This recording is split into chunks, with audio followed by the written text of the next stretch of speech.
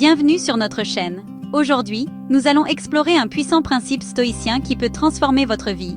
L'amor fati, ou l'amour du destin. C'est une acceptation profonde et courageuse de la totalité de votre vie. Le bon, le mauvais, la douleur et la joie. Il s'agit de reconnaître que chaque expérience, chaque défi, chaque triomphe a contribué à faire de vous la personne que vous êtes aujourd'hui. Au cours de cette vidéo, nous explorerons comment l'adoption de l'amor fati peut mener à une vie plus riche de sens, de résilience et d'épanouissement. La vie est une affaire chaotique et imprévisible. Elle nous lance des balles courbes quand on s'y attend le moins. Une perte d'emploi soudaine, une rupture difficile, un problème de santé, ce sont des épreuves du feu qui testent notre courage. Mais que se passerait-il si, au lieu de succomber au désespoir, nous pouvions trouver un moyen de considérer ces défis comme des opportunités de croissance et de transformation? C'est l'essence même de l'amor fati. Imaginez un instant que vous venez d'être licencié d'un emploi que vous occupez depuis des années. C'est comme si le tapis vous avait été tiré sous les pieds. Peur, colère, ressentiment, ce sont toutes des réactions naturelles. Mais que se passerait-il si, au lieu de laisser ces émotions vous consumer, vous choisissiez de vous poser des questions différentes? Que puis-je apprendre de cette expérience? Comment puis-je utiliser cela comme une opportunité pour poursuivre un cheminement de carrière plus en accord avec mes passions? Il ne s'agit pas de faire bonne figure et de prétendre que tout va bien quand ce n'est pas le cas. Il s'agit de choisir de voir le potentiel de croissance et de transformation au milieu de l'adversité. Repensez à votre propre vie un instant. Vous souvenez-vous d'une fois où vous avez subi un revers important pour finalement sortir de cette expérience plus fort, plus sage et plus résilient qu'auparavant? Cela vous a peut-être même mis sur la voie qui vous a mené là où vous êtes aujourd'hui. C'est le pouvoir de l'amor fati en action. Alors la prochaine fois que vous vous retrouverez face à un défi, rappelez-vous ceci. Vous avez le choix.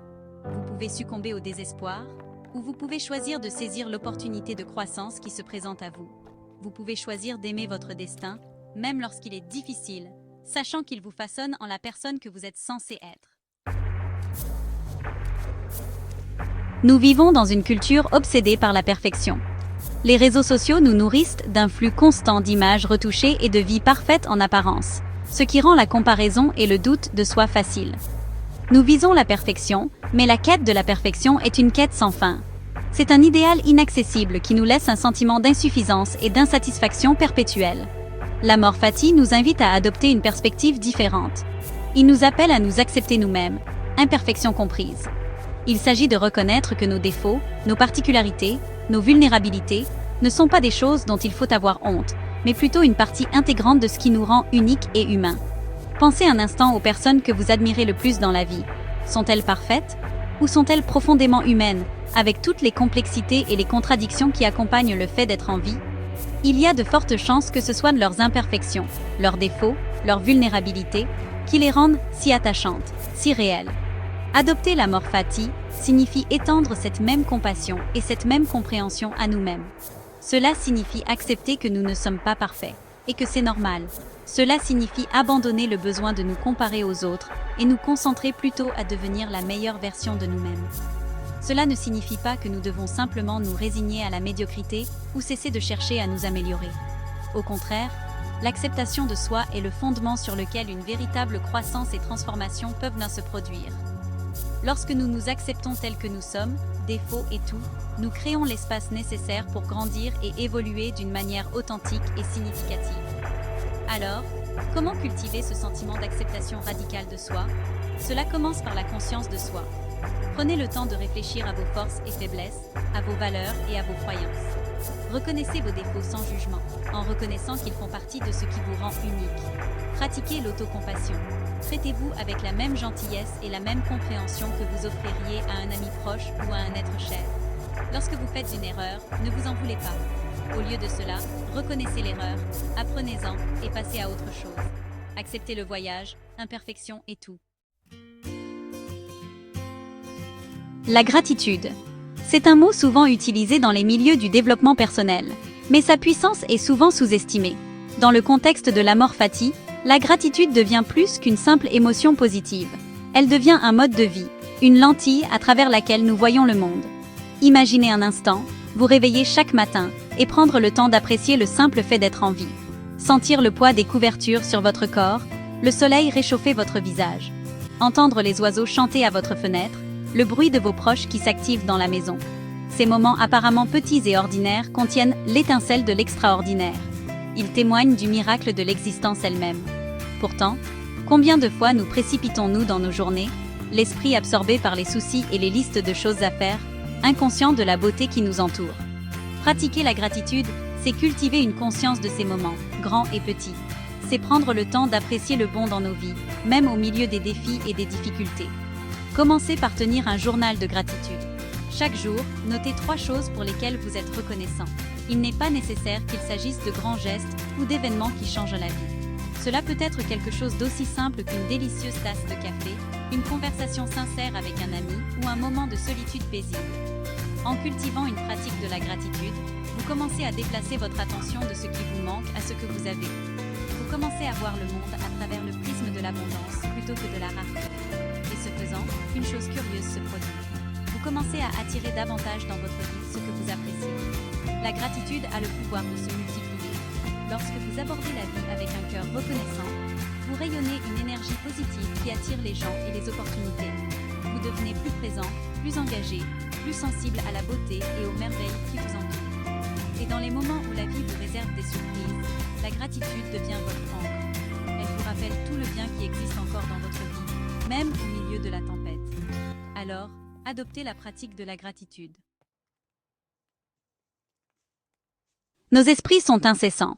Ils passent d'une pensée à l'autre, ressassant les regrets du passé et anticipant avec anxiété les soucis futurs. Nous sommes tellement pris dans le bavardage incessant de nos propres esprits que nous passons à côté du moment présent, le seul moment que nous ayons vraiment. La pleine conscience, dans le contexte de l'amor fati, consiste à cultiver un état de conscience du moment présent. Il s'agit d'apprendre à calmer le bavardage incessant de l'esprit et d'être simplement présent avec ce qui est. Il s'agit d'observer nos pensées et nos émotions sans jugement, en reconnaissant qu'elles sont fugaces, comme des nuages passant dans le ciel. Imaginez un instant que vous êtes assis au bord d'une rivière, à regarder l'eau couler. Votre esprit est comme la rivière, constamment en mouvement.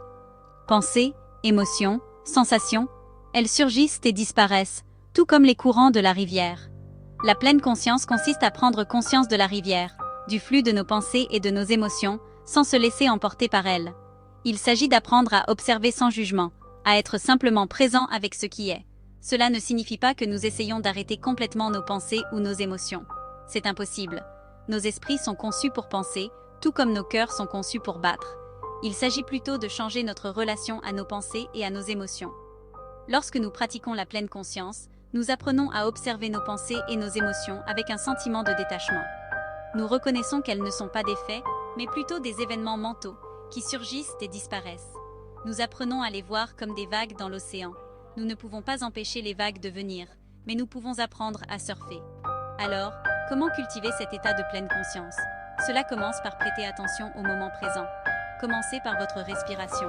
Remarquez le mouvement de votre poitrine lorsque vous inspirez et expirez. Sentez l'air entrer et sortir de vos narines. N'essayez pas de changer votre respiration, observez-la simplement. Au fur et à mesure que vous prenez conscience de votre respiration, vous pouvez commencer à élargir votre conscience pour inclure d'autres sens. Remarquez les images, les sons, les odeurs, les goûts et les sensations qui vous entourent. Impliquez-vous pleinement dans le moment présent, sans jugement ni résistance.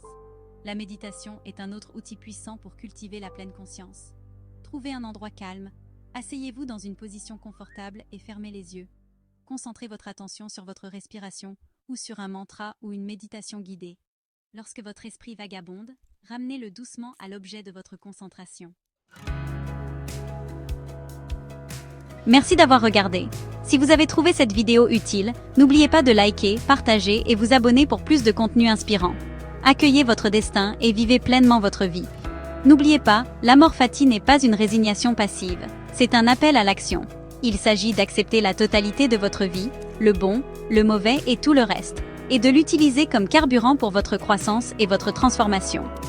En intégrant les principes de l'amor fati dans votre propre vie, en recadrant les défis, en acceptant vos imperfections, en cultivant la gratitude et en pratiquant la pleine conscience, vous découvrirez que vous développez un profond et durable sentiment de paix, même face aux inévitables tempêtes de la vie. Le chemin de l'amor fati n'est pas toujours facile, mais c'est un chemin qui vaut la peine d'être emprunté. C'est un chemin qui mène à une vie plus riche de sens, de but et d'épanouissement. Alors, prenez courage, chers amis, et accueillez votre destin avec amour. Car ce faisant, vous libérez le potentiel illimité qui réside en vous.